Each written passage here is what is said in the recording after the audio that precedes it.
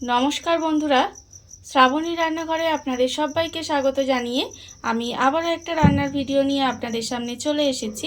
আজকের আমি আপনাদের বাঁধাকপি আর ডিম দিয়ে একটা অসাধারণ রেসিপি বানিয়ে দেখাবো।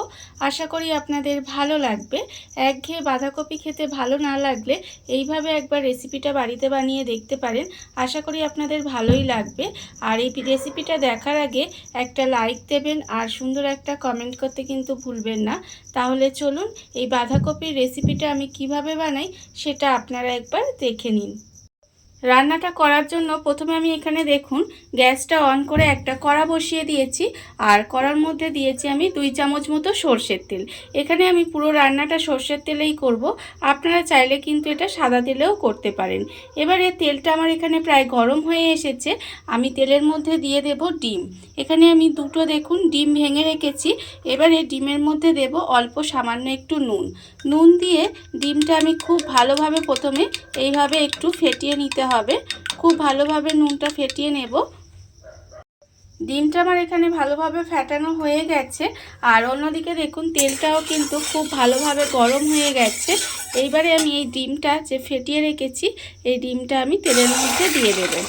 ডিমটা তেলের মধ্যে দিয়ে এবারে ডিমটাকে ঠিক যেভাবে আমরা ডিমের ভুজিয়া বানাই সেইভাবে কিন্তু ডিমের ভুজিয়া মতো একটু বানিয়ে নেব। দেখুন এইভাবে ডিমটাকে ঘেটে ঘেটে একটু সময় নিয়ে ডিমটাকে এইভাবে একটু ডিমের ভুজিয়া বানিয়ে নেব। ডিমটা আমি এখানে খুব ভালোভাবে ভেজে নিয়েছি। দেখুন একেবারে ঝুড়ো ঝুড়ো করে ডিমটা কিন্তু খুব ভালোভাবে আমার ভাজা হয়ে গেছে। আমরা যেভাবে বাড়িতে ডিমের ভুজিয়া বানাই সেইভাবেই কিন্তু ডিমটা আমি এখানে ভেজে নিয়েছি। এইবারে আমি ডিমটাকে আলাদা করে তুলে রেখে দেব। ডিমটাকে কিন্তু আমাকে আলাদা করে তুলে রেখে দিতে হবে। ডিমটা আমি এখানে আলাদা করে ভেজে তুলে রেখেছি আর অন্যদিকে কিন্তু আবারও কড়ার মধ্যে দিয়েছি 3 চামচ মতো সরষের তেল। তেলটা আমার এখানে গরম হয়ে গেছে। এবারে আমি তেলের মধ্যে দিয়ে দেব প্রথমে দেখুন অল্প একটু গোটা গরম মশলা ফোড়নে দিলাম। তারপরে আমি এর মধ্যে দিয়ে দেব অল্প একটু গোটা জিরে ফোড়ন দেব। খুব অল্প সামান্য একটু গোটা জিরেও ফোড়ন দিয়ে দিলাম।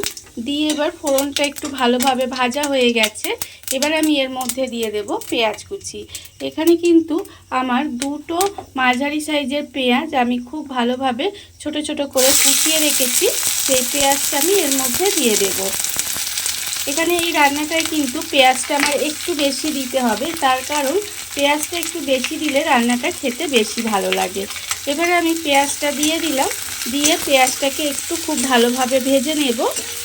গ্যাসটা লোতে দিয়ে পেঁয়াজটা খুব ভালোভাবে ভেজে নিতে হবে যাতে পেঁয়াজটা পুড়ে না যায় অথচ সুন্দরভাবে ভাজা হয়ে যায়। এবারে আমি পেঁয়াজটাকে এইভাবে ভেজে নেব। পেঁয়াজটা আমার এখানে খুব ভালোভাবে ভাজা হয়ে গেছে। দেখুন পেঁয়াজটা কিন্তু আমি এখানে ভালোভাবে ভেজে নিয়েছি। এইবারে আমি এর মধ্যে দিয়ে দেব কাঁচা লঙ্কা কুচি। এখানে আমি দুটো কাঁচা লঙ্কা একদম কুচি কুচি করে রেখেছি, সেই কাঁচা লঙ্কাটা আমি এর মধ্যে দিয়ে দিলাম। আর আমি এর মধ্যে দিয়ে দেব আদা কুচি।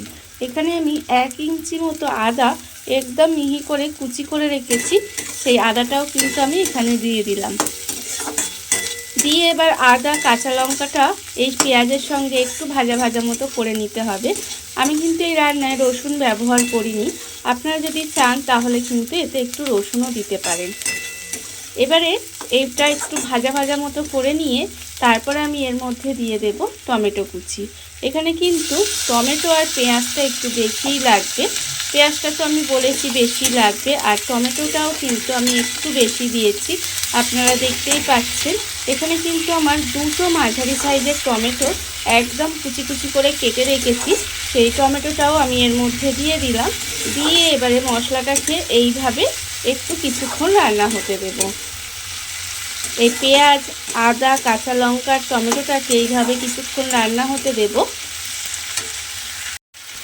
এইভাবে সমস্ত কিছু আমি 2 থেকে 3 মিনিট মতো একটু রান্না করে নিয়েছি।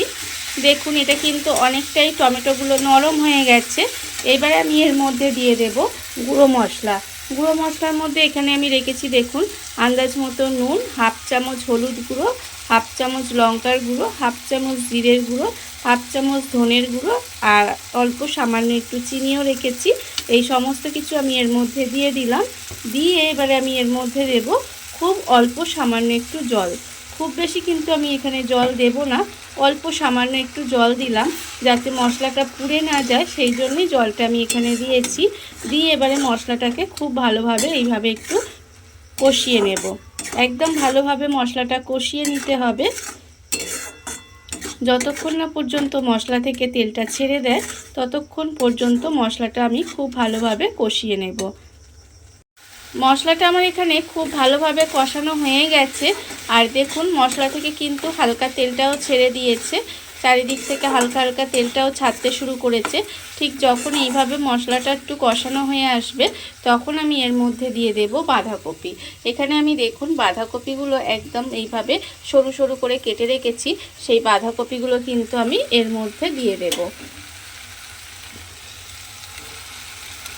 বাঁধাকপিগুলো আমি এর মধ্যে দিয়ে দিলাম। দিয়ে এবারে বাঁধাকপিটা খুব ভালোভাবে মশলার সঙ্গে মিশিয়ে নেব। এইভাবে বাঁধাকপিটা কিন্তু একটু সময় নিয়ে মশলার সঙ্গে খুব ভালোভাবে মিশিয়ে নিতে হবে। দেখুন বাঁধাকপিটা আমি এখানে মশলার সঙ্গে খুব ভালোভাবে মিশিয়ে একটু সময় নিয়ে কষিয়ে নিয়েছি। দেখুন বাঁধাকপি থেকে কিন্তু অনেকটাই জল বেরোবে, তাই আমি এই রান্নার মধ্যে আর এক্সট্রা কোনো রকম জল দেব না। খুব ভালোভাবে বাঁধাকপিটা একটু কষিয়ে নেব। কষিয়ে নিয়ে তারপরে আমি বাঁধাকপিতে একটু গ্যাসটা লোতে দিয়ে এইভাবে ঢাকা দিয়ে কিছুক্ষণ রান্না হতে দেব। বাঁধাকপিটা কিন্তু আমি দেখুন গ্যাসটা একেবারে লোতে দিয়ে দেব। দিয়ে এইভাবে ঢাকা দিয়ে যদি কিছুক্ষণ রান্না হতে দিই, দেখবেন বাঁধাকপি থেকে অনেকটা জল বেরিয়ে যাবে এবং সেই জলেই কিন্তু বাঁধাকপিটা খুব ভালোভাবে সেদ্ধ হয়ে যাবে। আমি এইভাবে ঢাকা দিয়ে কিছুক্ষণ রান্না করে নেব। গ্যাসটা লোতে দিয়ে এইভাবে ঢাকা দিয়ে আমি 7 থেকে 8 মিনিট একটু রান্না হতে দিয়েছিলাম। এবারে আমি আপনাদের খুলে দেখাবো। দেখুন বাঁধাকপি থেকে কিন্তু কতটা জল বেরিয়ে গেছে, আপনারা দেখতেই পাচ্ছেন। আর বাঁধাকপিটা কিন্তু অনেকটাই নরম হয়ে এসেছে। এইবারে আমি এটা আবারও খুব ভালোভাবে একটু উল্টিয়ে পাল্টিয়ে দেব, যাতে খুব ভালোভাবে সবজিটা সেদ্ধ হয়ে যায়। সেই জন্য আমি খুব ভালোভাবে কিন্তু উল্টিয়ে দিলাম। দিয়ে আবারও কিন্তু এটা ঢাকা দিয়ে একটু এইভাবে রান্না হতে দেব। এইভাবে ঢাকা দিয়ে দিয়ে একটু রান্না করলে দেখবেন একেবারে কিন্তু বাঁধাকপিটা খুব সুন্দরভাবে নরম হয়ে সেদ্ধ হয়ে যাবে। এখনই দেখুন বাঁধাকপিটা কিন্তু অনেকটাই সেদ্ধ হয়ে গেছে, আপনারা দেখতেই পাচ্ছেন।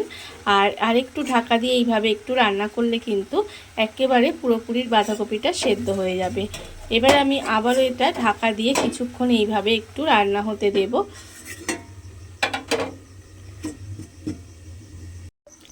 আবারও কিন্তু আমি 5 মিনিট মতো এইভাবে একটু রান্না হতে দিয়েছিলাম। দেখুন রান্নাটা কিন্তু আমার এখানে প্রায় হয়েই এসেছে। এবারে আমি আবারও কিন্তু বাঁধাকপিটা খুব ভালোভাবে উল্টে দেব, উল্টে পাল্টে একটু ভালোভাবে মিশিয়ে নেব। দেখুন এখানে কিন্তু বাঁধাকপিটা একেবারে সেদ্ধ হয়েই রান্না হয়ে গেছে। এবারে আমি এর মধ্যে দিয়ে দেব যে ডিমটা আমি এখানে ভুজিয়া করে রেখেছিলাম, সেই ডিমটা কিন্তু আমি এখানে এইভাবে দিয়ে দিলাম। এটা কিন্তু এইভাবে একটু ভাজা ভাজা শুকনো শুকনো মতোই হবে। আর এটা কিন্তু গরম ভাত কিংবা রুটির সঙ্গে খেতে কিন্তু ভীষণ ভালো লাগে। আপনারা তো বাঁধাকপির অনেক রকম রেসিপি বানিয়ে দেখেছেন, এইভাবে একবার বানিয়ে দেখবেন, খেতে কিন্তু ভীষণ সুন্দর হয়। দেখুন আমি কিন্তু ডিমটা দিয়ে খুব ভালোভাবে বাঁধাকপির সঙ্গে মিশিয়ে নিলাম। মিশিয়ে নিয়ে এবারে আমি এর মধ্যে দিয়ে দেব অল্প সামান্য একটু গরম মশলার গুঁড়ো। গরম মশলা গুঁড়োটা দিয়ে আবারও কিন্তু খুব ভালোভাবে একটু মিশিয়ে নেব। মিশিয়ে নিয়ে এবারে এই যে একটু জলো জলো ভাবটা আছে না, এইটা কিন্তু একটু শুকনো শুকনো করে নেব। আর কিন্তু আমি এর মধ্যে ঢাকা দেব না, ঢাকা না দিয়ে এইভাবে একটু নেড়ে নেড়ে এটাকে একটু শুকনো শুকনো করে নিতে হবে। বাঁধাকপিটা দেখুন আমি একটু কিন্তু এইভাবে নেড়ে নেড়ে রান্না করে এর যে জলো ভাবটা ছিল সেটা শুকনো করে নিয়েছি। শুকনো করে একদম কিন্তু দেখুন ভাজা ভাজা মতো হয়ে গেছে। আর কিন্তু এর মধ্যে কোনো রকম জল নেই। ঠিক যখন এইভাবে হয়ে আসবে তখন ভাববেন কিন্তু রান্নাটা রেডি হয়ে গেছে।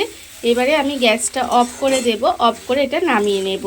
এটা আপনারা গরম ভাত কিংবা রুটি যে কোনো কিছুর সাথে খেয়ে দেখবেন, ভীষণ ভীষণ ভালো লাগবে খেতে। রান্নাটা আমার এখানে রেডি হয়ে গেছে, এবার আমি গ্যাসটা অফ করে দিলাম।